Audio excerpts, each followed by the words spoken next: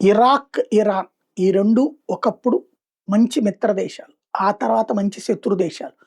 ఇరాక్‌ని నాశనం జేయడానికి సద్దాం హుస్సేన్ చేస్తున్న ప్రయత్నాల మీద ఆగ్రహించినటువంటి ఇరాన్ ఆ రోజున అమెరికాతో కలిసి దాడులు చేసింది.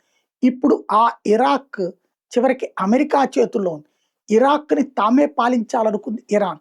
కానీ అందుకు అంగీకరించలేదు అమెరికా.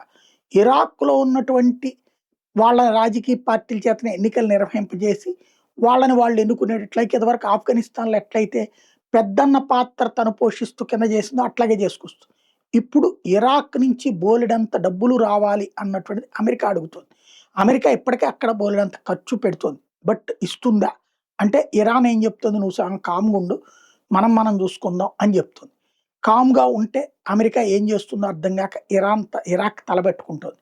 అమెరికా, ఇరాక్‌ల మధ్య చిచ్చు రేపి లబ్ధి పొందాలని ఇరాన్ చూస్తోంది. ఏం జరుగుతుందో చూడాలి.